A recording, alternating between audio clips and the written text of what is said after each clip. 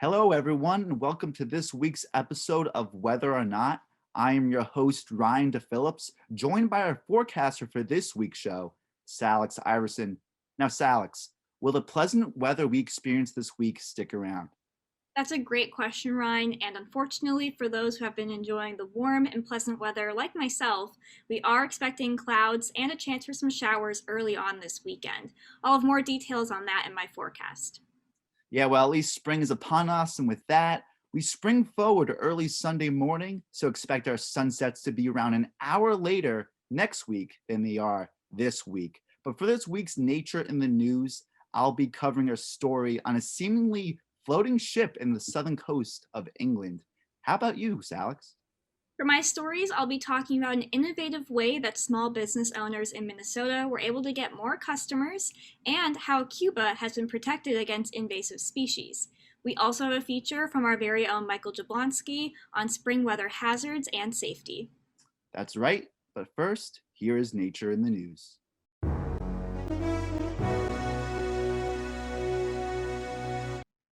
The northernmost point of Minnesota, known as the Northwest Angle, is one of the most remote locations within the United States. This is because it does not have any land connection with the rest of the contiguous United States.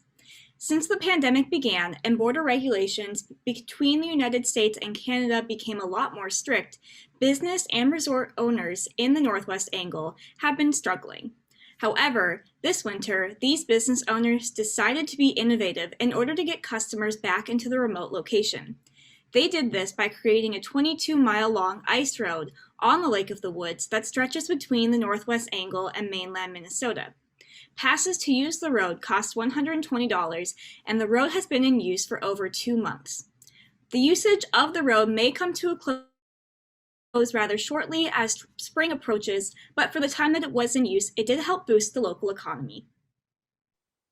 The image you are about to see is in no way fabricated, photoshopped, or tampered with, as this floating ship is an optical illusion caused by significant temperature changes with height.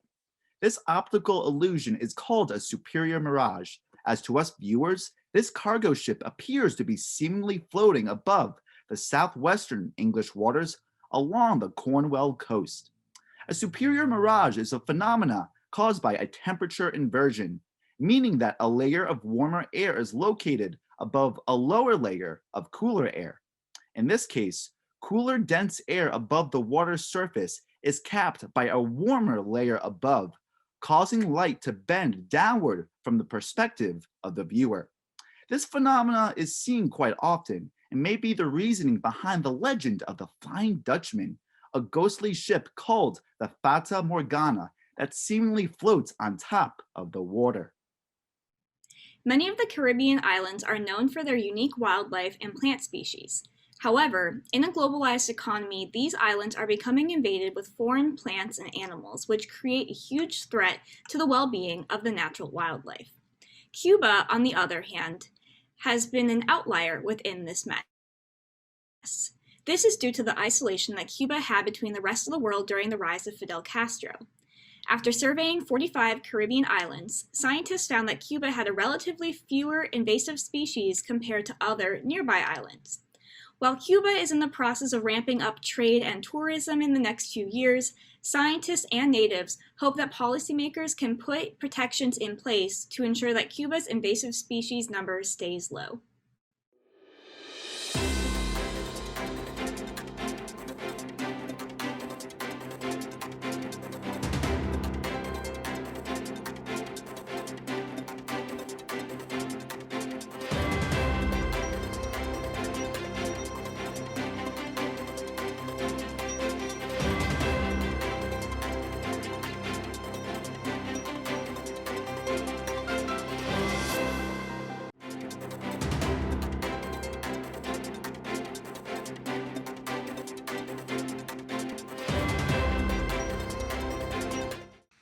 Hello, I'm student meteorologist Salix Iverson with your Central PA forecast. We had some amazing weather to start off this week with above average temperatures, but if we look ahead into our forecast for this weekend, we see that we might have a chance for some precip on Friday before we have some more around average temperatures for both Saturday and for Sunday.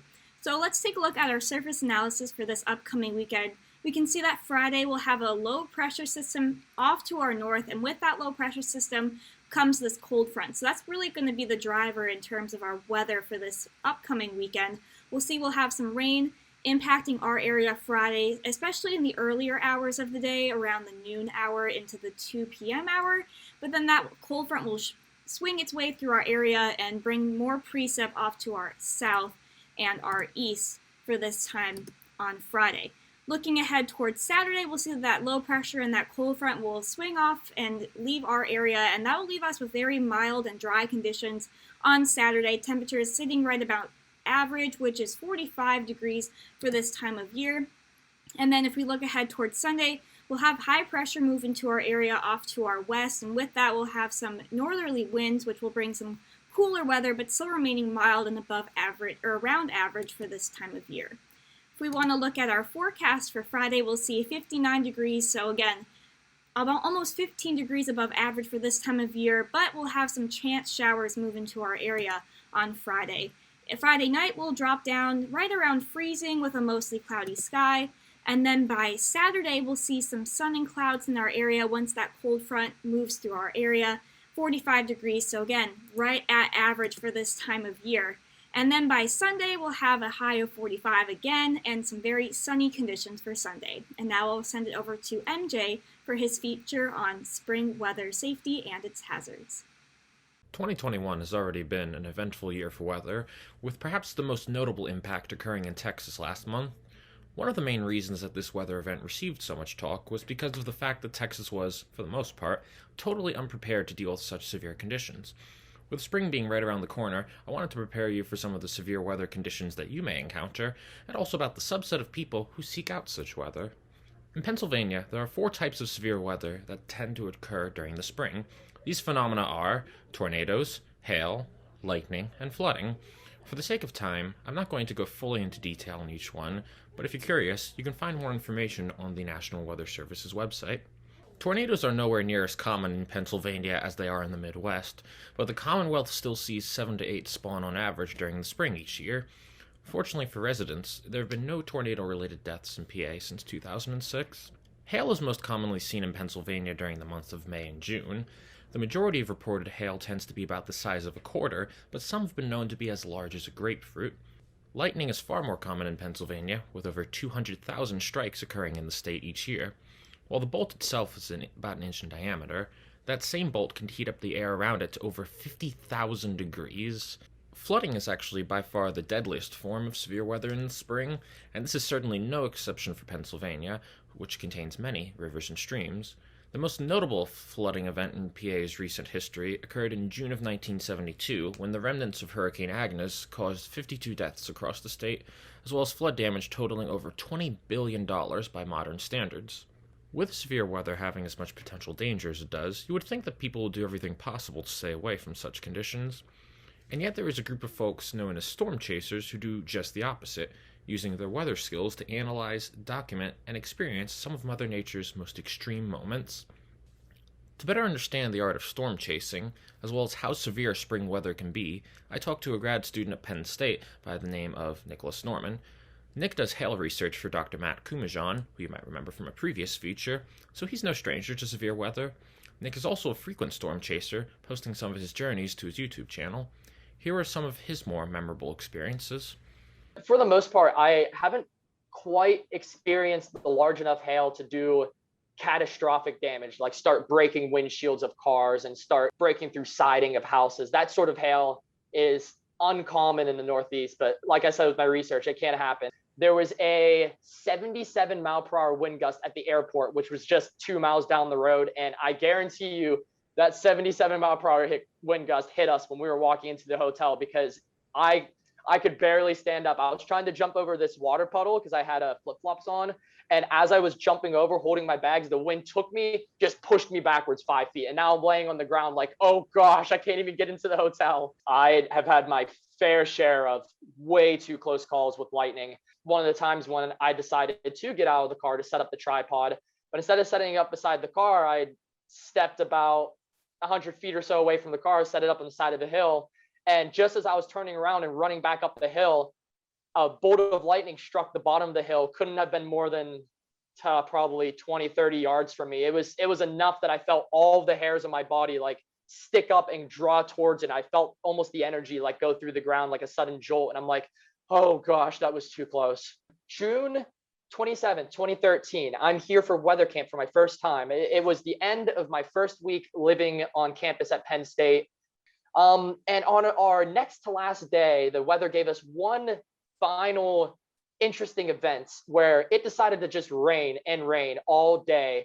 And some of us finally decided to brave the heavy rain. And as the lightning subsided, we ran outside. We were on the steps near Pollock. I think we were in Schreier's Honor College, wherever those dorms. We were in those dorms. We ran down the steps and we looked down towards College Avenue, completely underwater. You couldn't see any of the road, 3 feet of water flowing down College Avenue.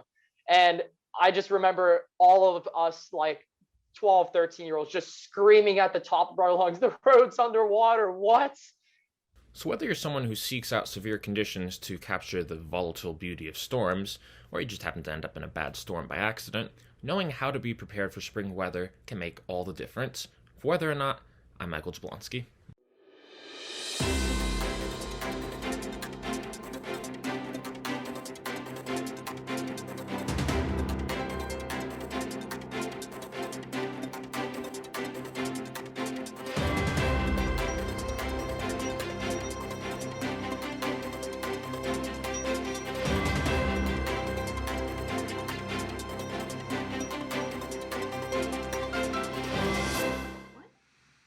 Hello, I'm student meteorologist Salix Iverson.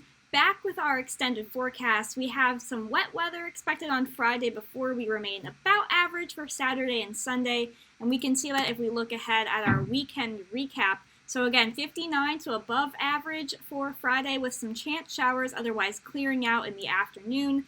For both Saturday and Sunday, expect a high of 45 degrees, lows dropping into the upper 20s, and we'll be sticking right about around average for this time of year with some sun expected for the closing half of the weekend.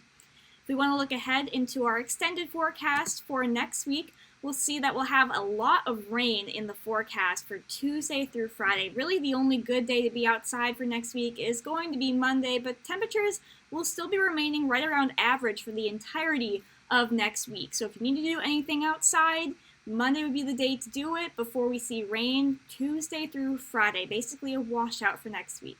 Well, that's all that we have for the extended forecast, and I will send it over to Ryan with our Weather Whiz quiz question. And now for the Weather Whiz quiz question. How long is the ice bridge that connects the Northwest Angle and mainland Minnesota? Is it A, 7 miles? Is it B, 18 miles? Is it C, 22 miles? Or is it D, 31 miles? And the correct answer is C, 22 miles. It was really amazing to hear about how innovative the local small business owners had to be in order to get customers to return due to the pandemic. Yeah, I agree with you, Salix. And I think it's very interesting that they built this bridge this winter, especially with the lake being frozen, with extremely cold air that they have seen this winter. But anyway, that's all the time that we have for this week's episode of Whether or Not. I'm Ryan DePhillips. And I'm Salix Iverson. Have a great weekend.